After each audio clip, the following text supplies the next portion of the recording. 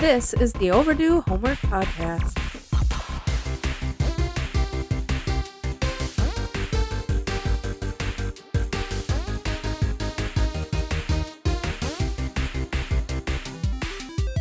Welcome to the show. That's Trav, I'm Drew. And I'm Trav. This is the Overdue Homework Podcast, and as always, we are here to give you our opinions on 80s and 90s media. Reach out to us, folks.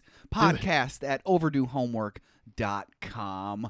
Trav, what are our other socials? Instagram, Facebook at Overdue Homework Podcast. We're on YouTube, Overdue Homework Podcast. You can comment on there. It's pretty easy. Yeah, it's very easy. Like, subscribe. If you search Overdue Homework Podcast on anything, you're going to get to our show. So like, subscribe, tell your grandmas, that whole thing. Everybody tell your grandmas. Trav, how are you doing? I'm doing okay, Drew. Good. I saw, since last time we hung out, the new Spider-Man. Have you went to see that yet? Nope. It is incredible. That's what I hear. Yeah, the hype is real, for that's sure. what I hear. I saw that Supergirl lost like $100 million off their budget. Like, they made $170 on a $270 million budget. Spider-Man made $927 million in the first weekend. That's internationally too, right? That's everything. That's almost $1 billion. Holy in a crap. weekend. And we've been watching some of the OGs. I will say this is the best Spider-Man since the OG for me. Since 2003. 2002. It was 2002? Yeah, 2002. And then 04 was Spider-Man 2. They're both incredible. This is my favorite since the OG. Man, that first Spider-Man movie is really hard to beat. Dude, it's really good. It really holds up still as an awesome movie. It really does. Because Green Goblin's such a good... Wow. I mean, everyone says 2 is the best, and it's great. But I think 1 is better. Willem Dafoe, man. Dude. Like, he's seriously. so good. So very, But very how are good. you doing, Drew? Doing really good. Just got back from vacation. It was fun to spend 5 days at the lake, so it was good to have some good family time, spending with Kristen's family, and only got in the lake one day because we had our pontoon. The lake was too weedy to swim off the shore, so it's unfortunate. And then so we had a pontoon for 2 days. First day we went out, got in the lake, spent all day on the lake. Second day it rained most of the day, and then we had to return it. So we only actually got on the lake one day, which was really dumb. Yeah. But that's all right. We still had lots and lots of fun. Great weather. It was like upper 70s, so nice. it was really great weather. It was lots of fun to spend some time with the family and completely check out from everything else in my life. So was it just vacation for vacation, or was there any occasion? Or it's just we go on this vacation with my mother and father-in-law every year. It's been 4 years now that we've done it. Okay. So yeah, around the same time. Around the same time, usually the first or second week of August, and then we it's usually up by Spicer or Wilmer, one of those lakes up there. There's a ton of them, right, densely packed in there. So. We're going to go up to Osakis next year instead, so that's closer to Fergus Falls, so it's an extra hour-ish on the drive. Kids are getting a little bit older, tolerate a drive a little bit better, head a little bit further north for some clearer lakes, for sure. So it'll be fun. We're doing it again next year. It's already booked. We haven't even paid for this one yet. It's already booked. Yeah, I just had a week and a half off, too, for our 13-year anniversary, and that's like the longest I've had off since working at this job for pretty over 10 amazing, years. Isn't it? It was nice. Pretty it was pretty hard to come back. Yes. But You don't have a rotating day off, but so you have to, you don't have a rotating day off. Monday, the day of hell. Oh, man. And it hasn't been very easy at work lately either. It's been surprisingly difficult for summertime. Surprisingly difficult.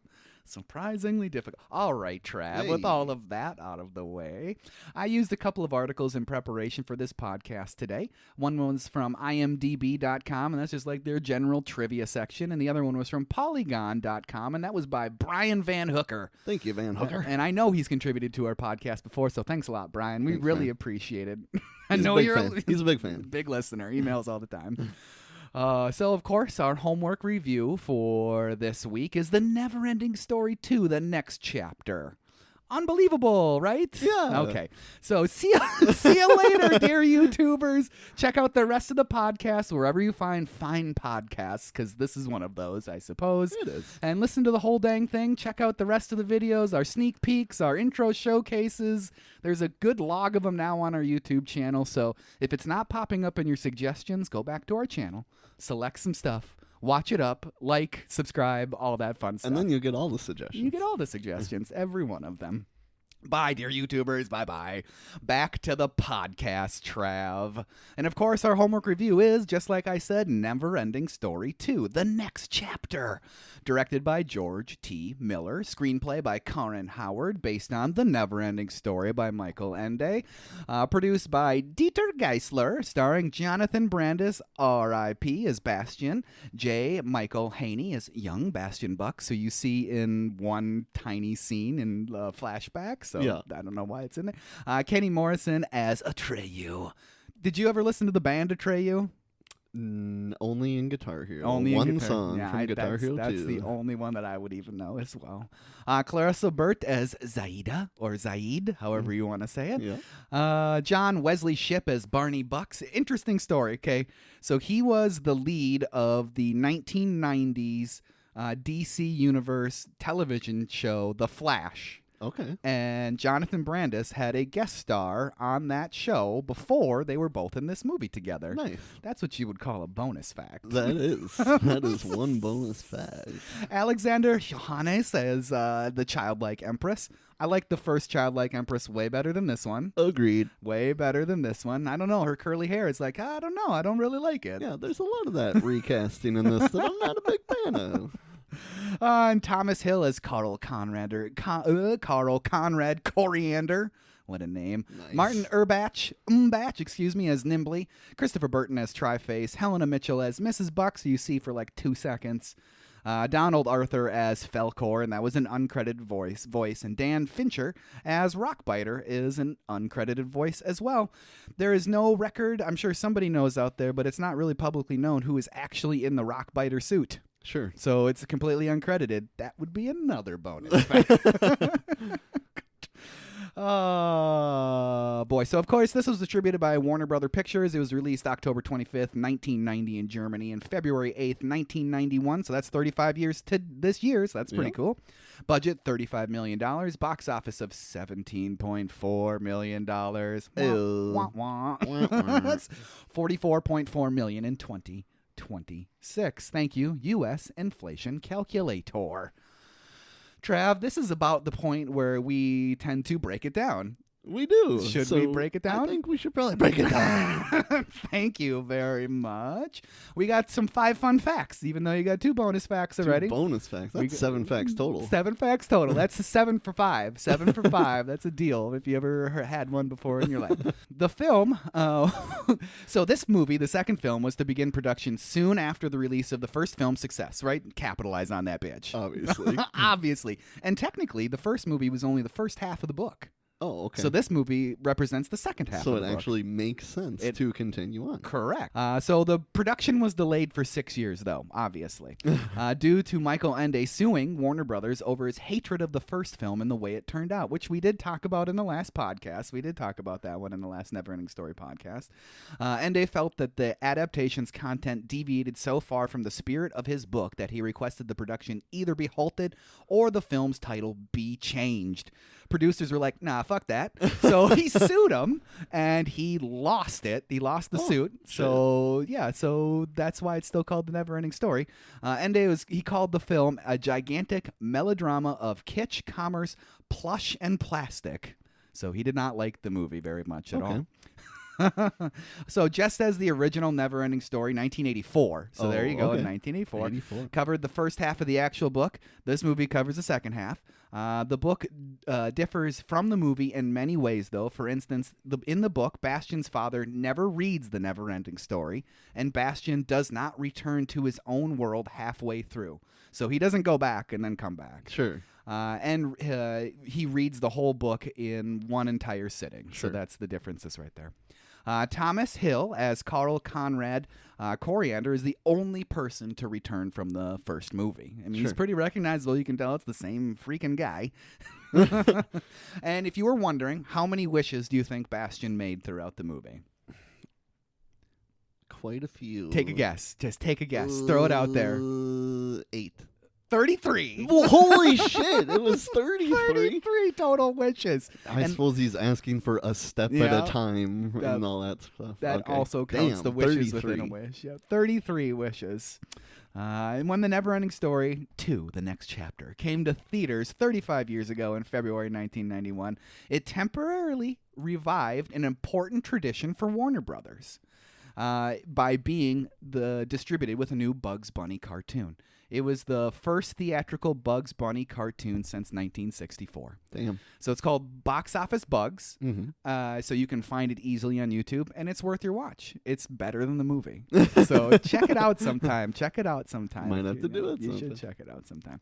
All right, Trav, are you ready to get into the movie? I think so. That was 5-ish fun facts. So There it is. We're moving on to the movie. 5-ish fun facts. So I got to ask, did your version of the movie start in like a very theatrical letterbox and then switch to a different aspect ratio? I can't remember. Like when the names are coming down And stuff? then as soon as like Sebastian is in the kitchen, it switches to a different format on the screen. I guess I didn't notice. Then at the end of the movie, it switches back to that more Back to that theatrical letterbox just for like the right after they hug at the very end of the movie. That's So weird, I guess. I didn't notice. My version does. Maybe your version didn't. I don't know. I It's do have very a possible. different DVD than you. So I got a family double feature is what I Ayo. got. And the oddly long opening credits, right? Literally 2 minutes and 20 seconds of a star field and credits. And Very long. like, what? Yeah. That could not have, like, they were like, we need more time in this movie. Yeah. It's barely getting in at an hour 20. Right. So let's stretch this Just out a little stretch bit. out them credits. Yeah, just stretch out. New dad is hotter than major dad from the first one, right? That is true. Gerald McRaney. Way hotter. I do have to say, Bastian, at the opening of this movie, is being a very clumsy bitch. Yeah. Like- beyond clumsy. Holy crap, dude. It was weird. Like, weirdly How is clumsy. everything possibly going wrong that can go wrong? And who literally stabs a sandwich and then holds it above their head Come on. and it falls apart? Yeah. Wouldn't he be like disappointed? Like, I was going to eat that. What was Yeah. I thinking? Seriously. Come on, dude. And then his dad just looks at him and is like, Bastian. Bastian. Oh, Bastian. Literally, if I came home and saw that Evelyn had done something similar to that, I'd be like, what in the hell happened? And then I'd be like laughing about it because Right. it'd be very funny. Be like, okay, this is hilarious. Now let's clean it up, please. Right. You wouldn't walk in as if you've seen this every other day. Oh, Evelyn. Oh. So silly. So silly. So silly. And why I got to ask this too, is Bastian putting ketchup on that sandwich? There's like a bottle of ketchup. Seems that way. I mean, those Germans do goofy things, and They this do. movie was filmed in Germany. And I'll be honest, I love me some ketchup. Yeah. Like, I use probably more ketchup than the average human being, but I have never put ketchup on a sandwich. Not like a cold sandwich. No. I mean, if a hamburger's a sandwich, I mean, obviously, technically. I mean, but no one thinks of it that way. So is But a no. hot dog. Yeah, that's true. But yeah, it's not like turkey, roast beef, and ketchup. No. No. I wonder if that would be good. I'm a guy that likes sauces. I like to put Sure. sauces on my stuff. Okay. So, mayonnaise on one side, ketchup on the other side. It'd probably be okay. Little fancy sauce. Little fancy sauce. Yeah. It'd probably be okay. I don't know. I'd try it out. Maybe I'm going to do it. Yeah. I'm going to do There it. you go. I'm going to do it. BLT instead of tomato, throw a little ketchup on there. Hey, that's actually really smart. If you're like you think you got a tomato in the fridge and you ain't got no tomato, you already made the bacon. Yeah, now just what the slap hell? some ketchup on Ah, there. dude, that's genius. That is genius. Thank you, Bastian. I went from completely hating on ketchup on a sandwich to being like, that's amazing. I'm convinced. I'm going to do it. Okay, straight into Sebastian making the swim team by jumping off the high board. Yeah. That's the qualification. That's all you gotta do. I mean, that's like the 10-meter Olympic high dive, Yeah. right? And does anybody call it the high board? Was that a thing in the 90s? That guy did. Yeah, I mean, I know he did, but I was so thrown off the high board. It was very the weird. hell thing. says that? It's the high dive. Not only was I thrown off by him calling it the high board, I was thrown off by the dude's accent. Definitely. Like, he's a German guy doing an American accent, Yeah. right? Yeah, It was very, very odd. it was odd. It was very odd. Bastian, he cannot do it. No, Just do it, dude. he's cramping, man. He's got a cramp. He's got a cramp. I do have to say the waterfall effect, though, like, sets a precedent in this movie. If you've never seen it before, like, dang, that's a cool visual effect. Yeah, I it can't wait to see what happens in the rest of this movie. Yeah. Unfortunately, you get to see what happens in the rest of the movie. You do. I do like how the coach says to him, "That's a big wimp factor, Bastian." Yeah. He had a cramp, like you said. He had a cramp. Man. This obviously strains his relationship with his dad, because the first thing his dad asks is like, "How'd the swim team go?" Yeah. "I didn't make it." He's like, "What do you mean you didn't make it?" Yeah. And then they say that he had a cramp at the same time. Seems like a well-used excuse by Bastian. Yeah. Come on, Bastian. And on top of that, Dad has a date with station wagon station wagon lady, and Bastian's not too happy about that. Not stoked. I can understand why, even though it seems like his mom's been dead for a long time. Yeah. Anyway, he's wearing that rag of a sweater, and his dad hates it. He's like, "I don't like that. Take that thing off." How does his dad not remember that his dead wife gave that to his son? I don't know. That's rough for me. Like, doesn't make any sense. He's kind of a bad dad. Oh, sorry. Sorry. I moved on a long time ago. Yikes. So, as like how old do you think Bastian is? 12? Yeah. 13? Somewhere in there. If you were a distressed 12 or 13-year-old, where would you go? I would go to the arcade if it was me. It was but you. That's not where he goes. He goes to a bookstore. Yeah. Because he loves books. I guess. Self-help books. Sure. Why would you go to that bookstore to look for a self-help book? Yeah. I don't know. But that's what he does. Yeah. He goes to a bookstore to get the same book as last time, basically, from Mr. Coriander. He is looking for self-help books, and very specifically self-help books to help him to learn how to jump off of a high dive. Yeah. Maybe I should write that book. Yeah, there we go. Seems to be demand There's for a it. market for that. There is a market for that. Seems to be demand. Anyways, the NeverEnding Story calls to Bastian. "Please come back, Bastian. Please come." The pages in the book are literally going blank as he's looking at them. What is going on in Fantasia, Trav? I don't know, man. What is going on? We better find out. We better find out. So Bastian just grabs the book and run after Mr. Coriander's like, "You don't want that book. Yeah. It takes too much from you, Bastian." And then Bastian steals it, and Coriander's like, "Yes, this is my plan all along." Got the little bastard. He's going to get sucked into that book. And at home, Bastian gets sucked into the book. Quite literally. And he gets the Orin from the cover. That's pretty cool. I Yeah, like that. that It's is. looking really pretty swag on his is chest pretty there. swag. Right? Nice gold and silver. Uh-huh. Gold and platinum. Yeah. It's platinum. It's not silver. It's Little, gold like, and Legends of the Hidden Temple-esque. Yeah, very much so. Very, very much so. That magical little plot device is pretty great throughout the whole movie. It really pivots. The movie doesn't exist without the Orin. It does not. It does not. And Bob's your uncle. We are in Fantasia on an ocean of acid. Yeah. No big deal. Sweet. I like that. Yeah. I mean, it's pretty cool. Ocean of acid. Yeah. It's a little weird that it doesn't do anything to the boat, but hey, you know. it must have something to do with the Silver City, what it's made up out of, right? Because it looks less like silver, more like crystalline or something like that. Right. There is a little bit of an explanation. I'll say it now, I guess. Okay, so you know when Falcor and everybody meet the Rockbiter and Junior, and Falcor has that butterfly in his nose, and the Rockbiter's son, Junior, slaps it off his face. When you get to see that butterfly, it is the second stage of a character that is very prevalent in the book. Oh, I don't remember the exact name of a species of animal that is in the book. Oh, okay. I don't remember the name of it, but it has 3 distinct stages. This pupal larva stage, which is what created Silver City by the stuff that it excretes. Okay. Okay, and then it evolves into that butterfly, goes through metamorphosis, and turns into that butterfly. And that butterfly cries tears of acid. And that's why there's an acid lake surrounding Silver City. Okay. And then that butterfly metamorphosizes into an anarchical clown, like a clown that is just crazy and full of anarchy. All right. And those are the people in the weird masks in Silver City. Oh, okay. So that's why those people live there. That's looking great. They just cut that out of the book. Apparently, it was like a big deal in the book. So they're like, we're not going to do that. Let's have one on his nose. No big deal. No big deal. Okay, over to the mistress of Haruk Castle. Nimbly, love him or hate him? He's love pretty him. funny.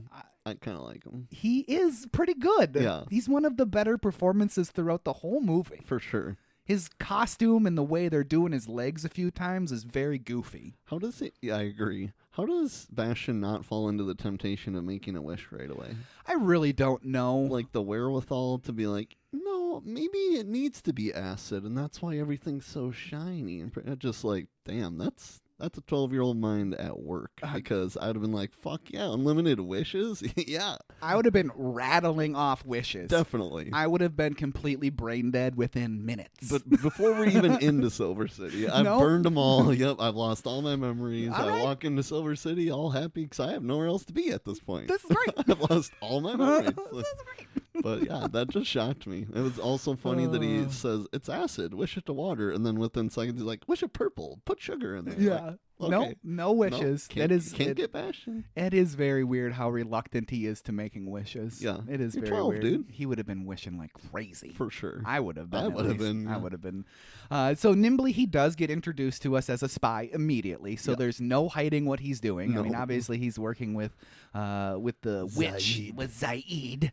And I gotta ask, why ain't she got no face? Yeah. She ain't got no face. I don't get that. I don't either. Seems like there's probably something from the book that I was was just going to say, skipped I'm over. going to guess there was little details skipped in the book. You know, with how easy it is to get audiobooks now, I think I'm going to get the NeverEnding Story on an audiobook and listen to it sometime. That's a good idea. I think I'm going to do it. I want to hear the story from Michael Ende's perspective. I mean, apparently the explanation of the face was longer than 2 minutes because we needed to use that for the credits in the beginning. It's very true. Instead of explaining It's this. very, very true. So she introduces us to the memory machine. I love how the mistress, Zaida, literally says, explain it to me. Yeah. Because it's hilarious. Yeah. Like, you shouldn't need to literally explain it to us. No. But they do. Bastian makes wishes with Orin, and he loses a memory. And then once he's lost all his memory, what happens? The beaker is full. Yeah. That's pretty funny. Yeah, I laughed every time. The beaker is full. The beaker Duh. is full. Duh. No, Bastian's going to forget everything, and the mistress will gain control of Fantasia for reasons. Yep. For reasons. For reasons. And finally, Tri-Face. Completely the most underused character in this whole movie. Agreed. His face flips once. Yeah. In the whole movie. Come on. You could show me literally that exact same scene used over. Yeah. And I would have been more happy with the way they used Tri-Face. Agreed. Just, I want to see his head flipping around. Yeah. Every time before he talks. Every Give me a time. little flip. Just a little flip to somebody else. Yeah. Just flip it. Flip flop. Flip flop. Flip flop. Snip, snap, snip, snap. Do you have any idea the toll 3 vasectomies has on a man? So like you said, in Silver City, it's Nimbly's job to get Bastian to make wishes. So it's amazing, like you said, that Bastian was like so thoughtful about the acid. It's unbelievable. Yeah. Bastian, basically, he's there to find the childlike empress, and he wants to know how far away the ivory tower is. It all depends on how you want to get there. Yeah. So Bastian could have been like, I want to get there now, and he would have been there. Yeah. And with that, he should have just done that. But Yeah. he did not do that. You should have. He could have instantly wished himself to the ivory tower, and the movie would be over. Used one wish, saved the childlike empress, Yep. named the emptiness, or whatever the fuck he wanted to name it. Right. Because it doesn't really matter. Nope. He could have named it Jeff. It would have been fine. It would have been great. It would have if been you great. named it Jeff. So what is this mystical force? That's Jeff. That's Jeff. I don't know. We do get the giant attack in Silver City. Oh. Do you like the giants? They're kind of clunky, man. They are clunky.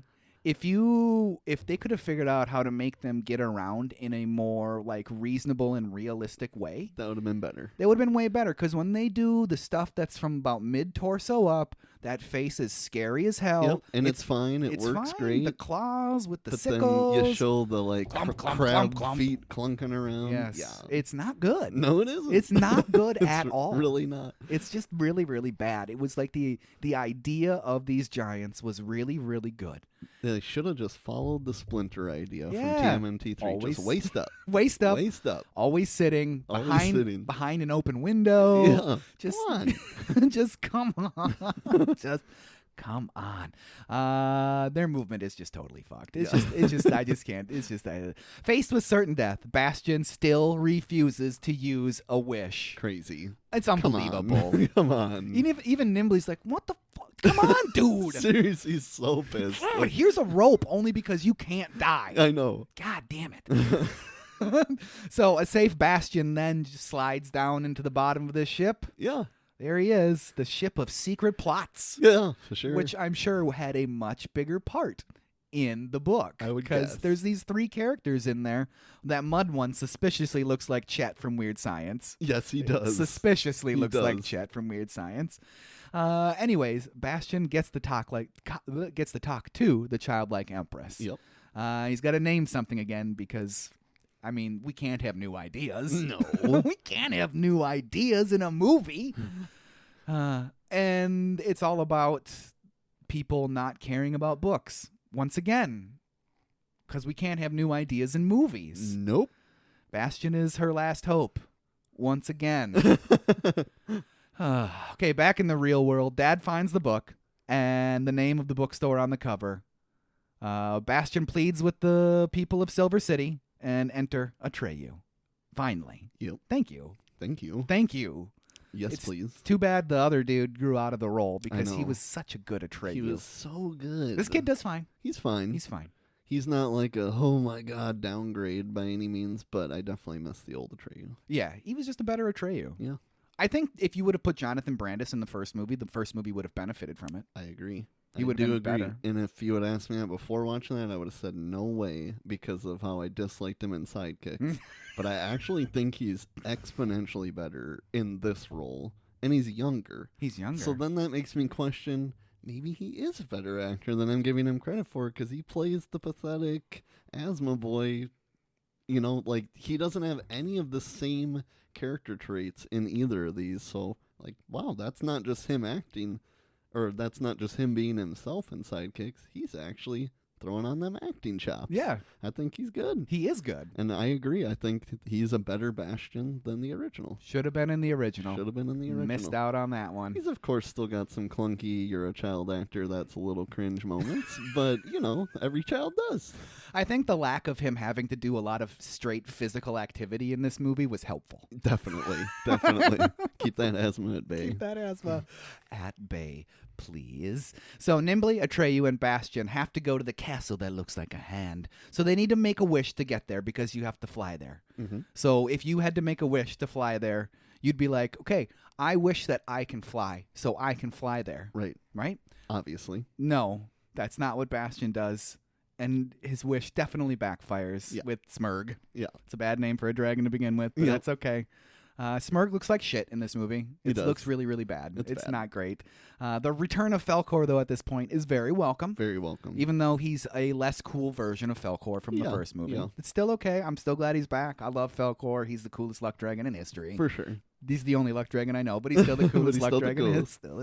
coolest. So they go off to chase Smurg because they got to chase him. Yeah. Right. Okay. How fast is Atreyu's horse? I have to ask this because he's like keeping right up with him. Yeah, pretty damn fast. Artax is fast, and they Yeah. call him Artax, but Artax died. Yeah, he They follow Smurg all the way to the castle. Some good landscape shots during this sequence reminds me of the first movie. Yep. You know why? Because they're reused shots from the first movie. That's hilarious. It is a kind of a trademark of these two movies, even though this is the only instance in this movie where they have these sweeping landscape shots of Atreyu riding his horse across the plains or whatever. Yeah. It only happens the one time.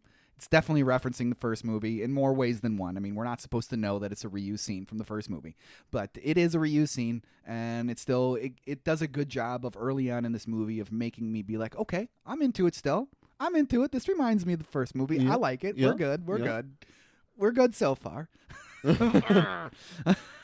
Smurg gets zapped by the lasers, and that's it for Smurg. Yep. Bye, Smurg. Later. See you later. And we get to talk to Rockbiter and his kid. Sure. They lend pretty much nothing to the story. They do nothing. Nothing. It's just literally. like, hey, remember this guy? Yeah. He's in this movie He's still. in this one, too. They lend nothing to it. I do have to say the puppetry for Junior, though, is pretty damn cool. It's pretty good. He's approaching, the puppet is approaching like Uncanny Valley because it's kind of unsettling the way it looks and the way it moves. Yeah. But that's kind of lends well to the movie because it's supposed to be weird and it's supposed to be fantastical.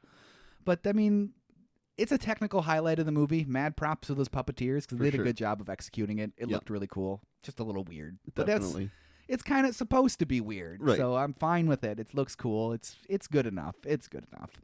Rockbiter tells us that the rocks are all empty. All the goodness in them is gone. That was a terrible rock. Everything in Fantasia is becoming empty. Entire mountain ranges. And we find out that the giants are empty a little bit later as well. Hey. Hello. So back with the mistress, and she's peeping on Bastian's memories. Yep. She loves it. Loves it. They Can't all get love enough. it. It's like heroin straight into the veins for them.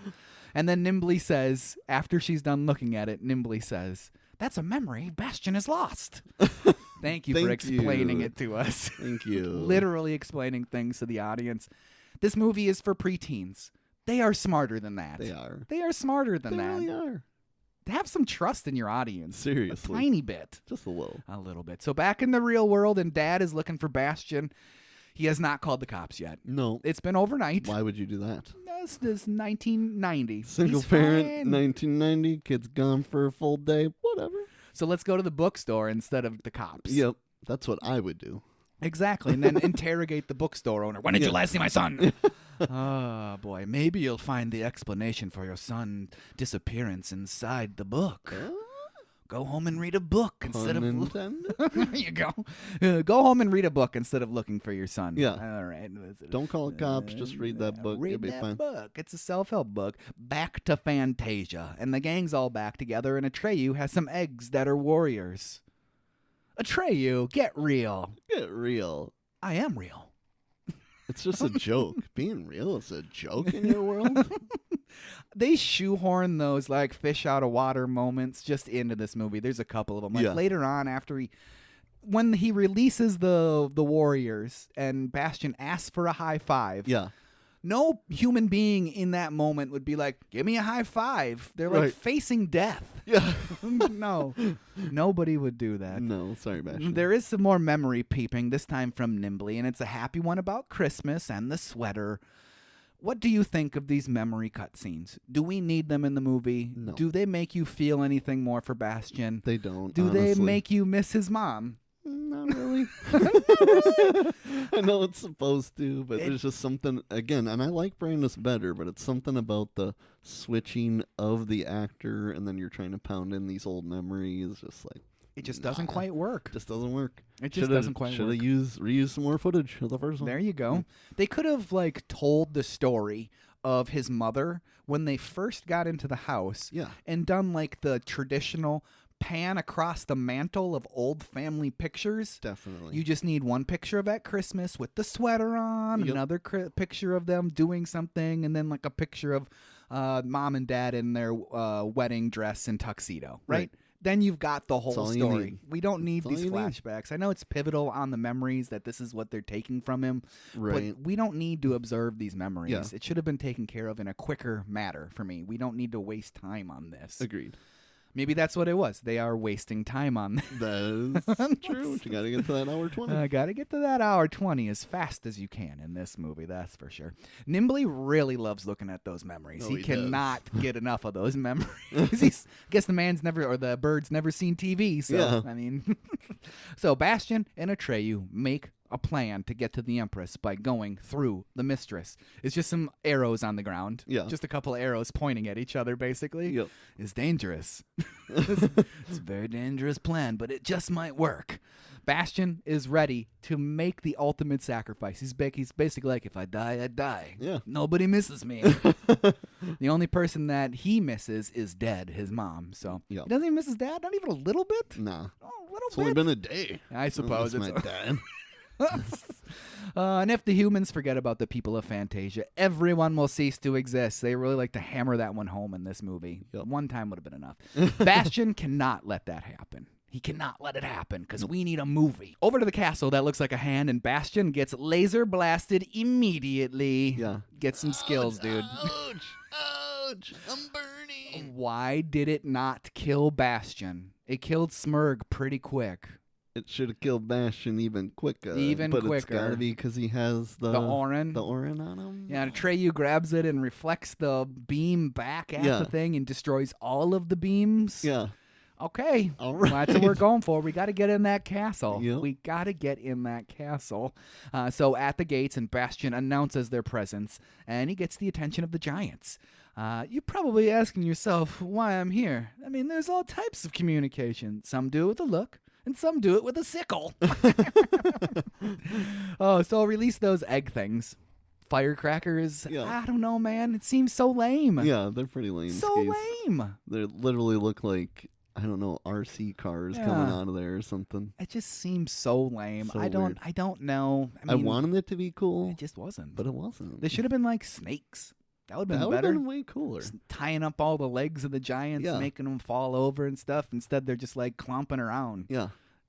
Nothing's happening. Nothing is happening. Nothing is happening. And plus, all. he takes so long to set him up. It's just like, nah, bro.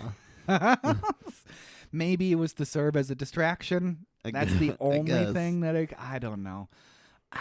Bastian gets in and starts making crazy wishes for those handholds to climb the side of the castle. Yeah.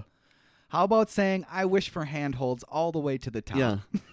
Seriously. Nope. All these things that you fight the temptation to wish for, but you do one step at a time. Nope. I wish for another step and another one. Thanks. Ping, ping, ping. Memories just flying out. Thanks, DJ Khaled. Atreyu gets captured because he can't make it all the way underneath that gate because he should have been. His foot gets trapped. He gets captured, tied up suspiciously quick by that chain because Bastian is like in there. Atreyu's all tied up at this point. And he's suspended above red water. Is it lava? It's something. It's a far way down. It is far. It's a far way down. It doesn't matter because he's saved by Bastian as that giant is cutting Atreyu down. And they need weapons. I wish for a spray can. I don't know, man. Like, Jesus. Come on. Wish for a knife? Wish for a stick? Seriously. I don't give know. me a stick. You know, it's a kid's movie. It's probably not a knife, but give me a stick. Give me a stick. Give He me a should have stick. asked for a grenade a broom. launcher. Yeah, grenade. The grenade launcher from Terminator 2, Yeah. even though that movie hasn't been invented yet, hasn't been filmed yet. I mean, it does give one of the more memorable lines for me where Atreyu is like, that's a weapon? Yeah, they use it against walls in my world. Okay, that's kind of funny. It's kind of funny. Those walls must be dangerous. Yeah. Kind of funny. Turns out the spray can works. Yeah. I mean, okay. Sure. The giants are empty like everything else. Yeah. They're just shells. The emptiness threatens Fantasia even further. According to the mistress, it's time for a change of tactics because she's failing miserably at capturing a couple of children. Bastian wishes for those doors to open, and now he is face to face with the mistress. Is Zaida hot? Ish. She's like a 7.5. Yeah. She's not like a 10. No. She's got that from Weird Science. She kind of looks like, I can't think of her name right now off the top of my head. Ryan, let me know when you listen to this. I can't think of her name. Where right you off at, the top of my Ryan? head, but she kind of looks like they're a little bit. She does. She concedes defeat. I have defeated you? Like, what? I defeated you? I guess so. No, you dumbass, you haven't. She is controlling Bastian at this point already. It's all part of them. She is the main enemy, and now you're going to cozy up to her like nothing. It's not even a thing whatsoever. Nope. Atreyu at this point probably should have slit Bastian's throat because she's like the main bad guy in Fantasia. Yeah. And now he's like, I'm going to be best buds with her. Atreyu should have been like, you dead, son? You dead. Yada, yeah. He did lose the hatchet down into the red water, though. So maybe strangled him to death, maybe he could have. I don't know. That was a twist I did not see coming. Roll credits. Roll credits. Holy shit. So Zaida controls all that is empty. Okay. All that is empty. Can you, like, what does that even mean? Yeah. She controls all that is empty. So when Fantasia's completely empty, she's going to be in control of it? Yeah. And doing what? How does she control all of that as empty? Yeah. I don't understand. I don't get it either. So, but these whatchamacallits are empty. Yeah, the giants. The giants, yeah. So is it what? Just every minion at your mercy is empty? I and don't you control them? I really wish I knew what the allegory was there. Like, Yeah. what were they trying to say with her being in control Only it of was it? in the book. And it probably is. I'm sure it is. I'm getting that book on tape. That's what I'm going to do. So Zaida has isolated the Empress, and now Bastian wants her to go to the Empress to free her. Perhaps she feels like it's a good day to die. She doesn't and agrees to go. It's all part of her plan, obviously. So back to Bastian's dad, and he finally puts it together that Bastian is in the book. He accepts it like it's no big deal. No big deal It's at like, all. oh, he's in the book. Oh, he's in the book. Yeah, okay. That's perfect. not a problem. That's not a problem. That's what that guy was talking about. So I should probably read the book. People get sucked into books all the time. All the time. It's not a big deal. So off to see the wizard, I mean the Empress. This is getting some very big Wizard of Oz feels right Yeah. now. It's very, very close for me. Bastian goes with Zaida. Like, what? He's just like, okay, we're doing this. Bastian's dad finally gets his shit together and calls the police. This Yeah. is like day 3 at this point. Right. Finally. And then they go to the bookstore, and the bookstore is gone. Ooh. Dad, you're crazy. Are you sure this is the right address, sir? I'm an engineer. What I see is what I see. He keeps saying that over and over. And the cop walks away and does not care about the missing kid whatsoever. Not He's like, at all. see you later, bub. I got to go get a cup of coffee. Yeah. The library's not here. You're an idiot. So back to Fantasia, and Bastian gets his invisibility belt. You want to try it on? Yeah. Okay. Bastian doesn't like it, No. and he uses a wish to turn it off. Yeah. That seems so weird to me. Yeah. He literally just pushed the button, and because he can't see it, he's unable to push the button again. Yeah. You can't feel once you're invisible either. You can't. No. That's a fact. That is a fact. That is a fact. Oh, boy. And then he takes it off, and he goes, this is neat. Okay. All right. Thanks, Bastian. Thanks, Bastian. The belt should have been used a ton more. Way more. I mean, it is pretty close to like Lord of the Rings action going on with Yeah. the one ring and The all that rings, stuff. The invisibility cloak for Yeah. Harry Potter. Right. you So, know. I mean, there's definitely some things where I'm like, oh, Lord of the Rings. Oh, Wizard of Oz. Yeah. Oh, the Grinch Who Stole Christmas. You know? Oh, boy. I don't know. But once again, Bastian probably should have had his throat slit at Yeah. this point. Yeah. That's the final straw, Bastian. So back on the road, and who would have thought that the evil Zaida would be leading them in circles? Who would have thought that? I mean, not me. Not me. Obviously. I mean, not Bastian. Wake up call? Should have been. Should have been. It was not. I could tell when someone's lying to me. Oh, can you? No, you can't. Great judge of character at 12 years old. Like, Judge of character. Back with that in the book. I'm in this book. Oh, God. What a dope. what a dope. Like, for real, though. Seriously. For real, though. And he's so sweaty at the end of the movie. He is. Why is he so sweaty reading a book? I don't know, man. I was just watching Cops. Like, I was just reading a book. Like, what? You're sweating? Why are you so sweaty? I was just reading the NeverEnding Story. Oh. Okay. I see it. It's okay. So Zaida's plan is revealed to Atreyu when Bastian wishes to be able to juggle. Just practice, dude. Just practice that juggling, please. That's all right. It's good that Atreyu knows, right? Yeah. The memory is of Bastian's mom again. We are all part of the NeverEnding Story. Even if we die? Yes, Bastian, even if we die. That's a pretty good message. I will give this movie that. We're all part of the NeverEnding Story of life. Yeah. And we're all part of it. I like that message. I do. That's a good message. That is. If you're going to take something from this movie, you should take that from the movie and be like, yeah, I can share that knowledge with somebody else. Yeah. That's a good one. I like that. Yeah. I'm a fan of that one. It's a very, very fan. I'm a very big fan of that one. And this gets Nimbly to switch sides because he's like, oh, you mean I don't have to just be a spy and like double cross and backstab people? Yeah. Oh, children. Backstab and double cross children? That's good to know, he says. Okay, that's good to know. Atreyu plans to take Orin from Bastian even if force is needed. Oh, yeah. Yes, please do that. Please do that. Please do that. Bad news, though. Bastian was eavesdropping on Atreyu and Falcor's conversation because he's using the invisibility belt. Yeah. And then So he dips the second before Atreyu says like he cares about him or whatever, like he says some stuff, but then as soon as he leaves, that's when he's like, Bastian's the best. I love him. This is for the good of everything. And then he's like, he goes back to Zaid. Yeah, you were right. He's against me. Like, what? he literally looks like Hayden Christensen in this part of the movie. I'm like, he's just made the full switch to the dark side. Oh yeah, full switch. For he sure. is gone Sith. Yep. He's ready to start murdering children. He's Vader for sure. He's full on ready to start killing some children. But like you said, the full switch, and even Zaida was like, you could have giants protect you. And so they do, even though giants are pretty worthless. Bastian does go immediately confront Atreyu after that instead of just hanging with Zaida, which seems like the purpose of having the giants protect you. And they insult each other pretty heavily. Country boy, earthling. Those are some burns, man. Big time. Big time burns. Atreyu tells Bastian of Zaida's plan, and they fight. They do. They do fight. It's a pretty good fight. It is. Atreyu should have been able to kick Bastian's ass. 100%. Like, it shouldn't even been a thing. It should not have been. Bastian throws Atreyu down a cliff. You brought this on yourself.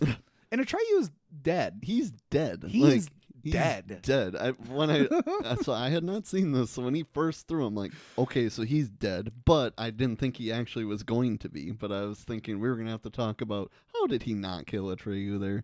But he actually did. Nope, Atreyu's dead. Fucking killed him.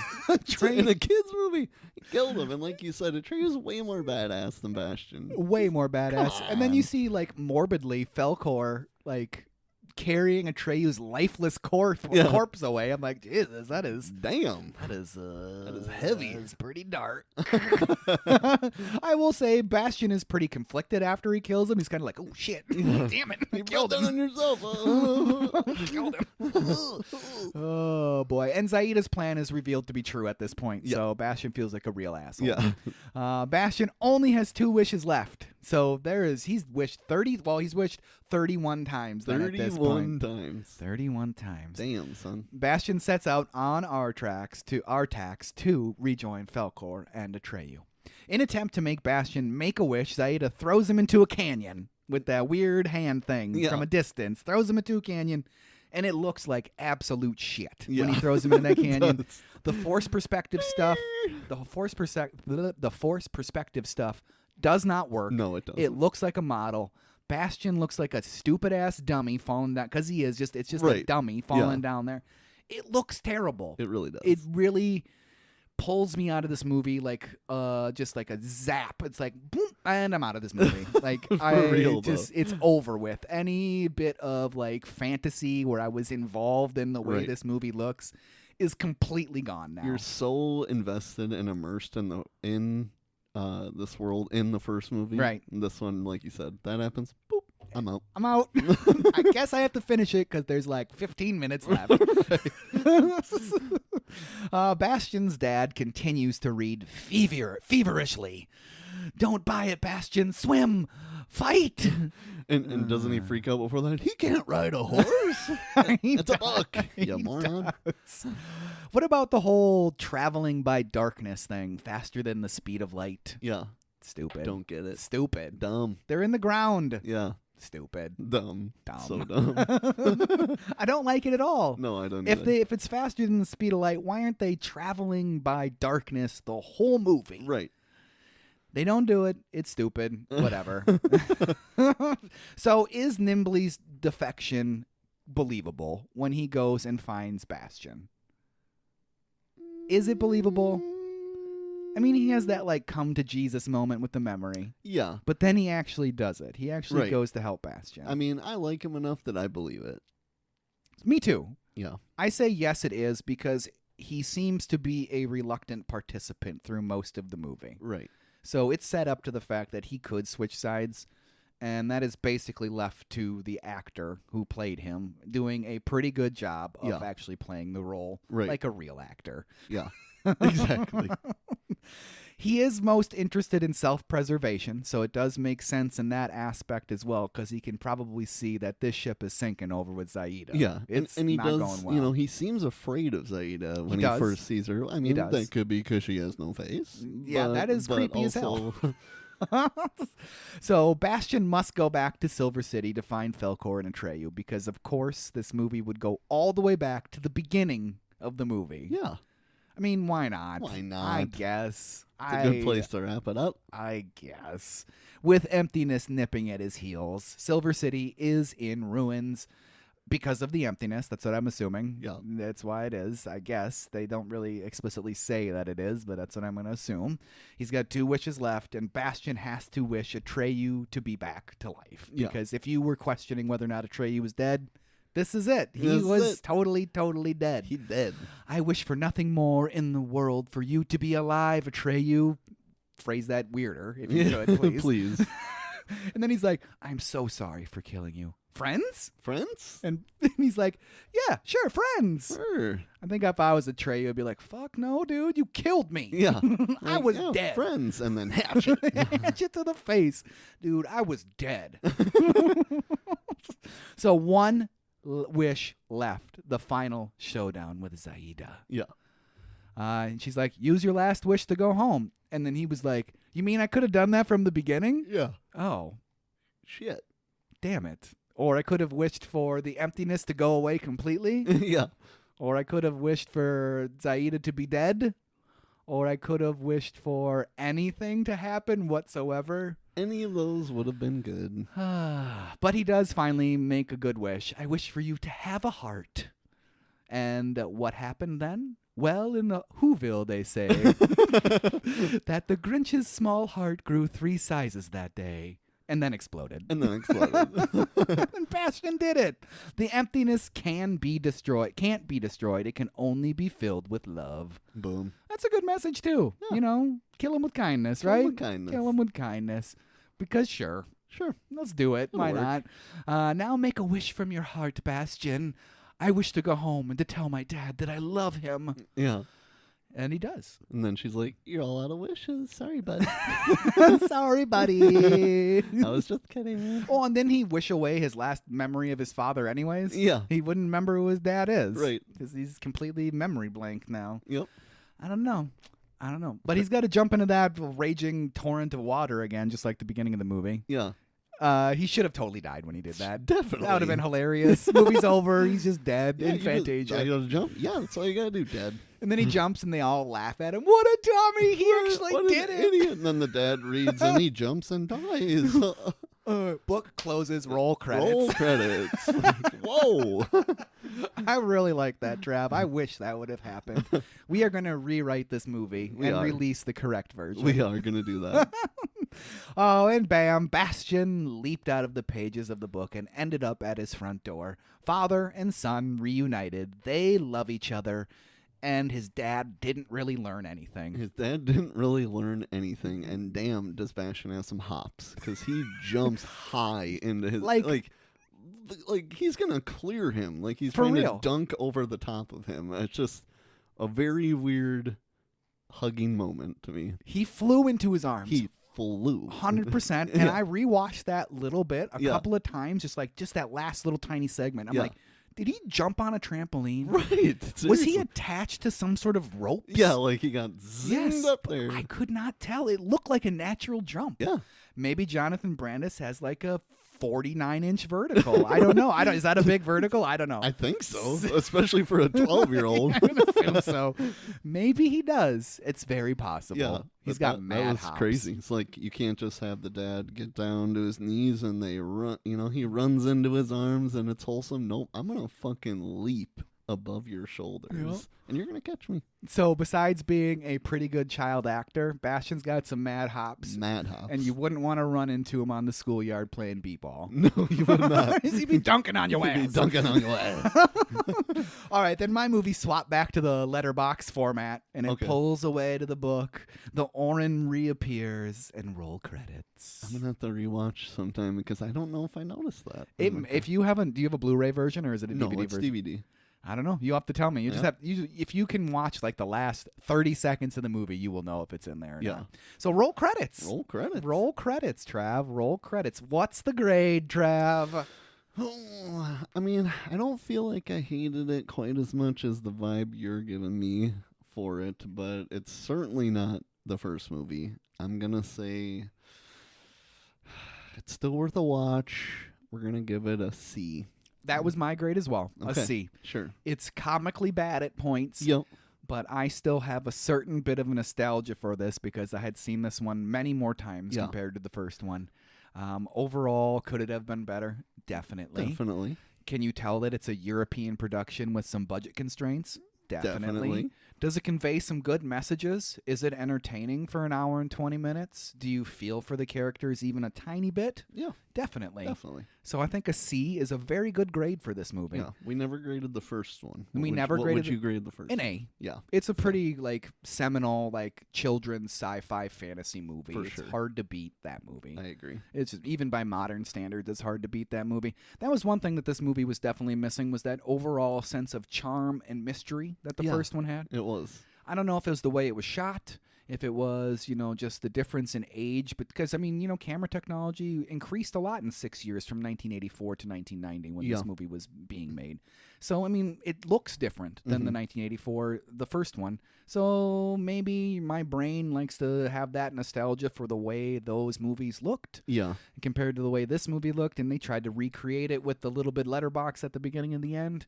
But, it's still a decent movie. It's still good. If someone were to say to me, I've never seen NeverEnding Story 2, but I have seen the first one. Yeah. Should I watch the second one? Yeah. Yes, you should. Right. It's not as good as the first one, but you should still watch it. Agreed. It's still good enough. Mhm. It's still good enough. A C is a good grade for it.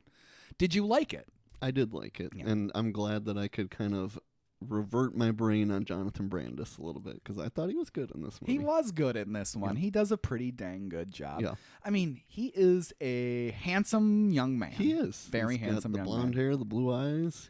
I wasn't going to bring this up, but I'm going to now.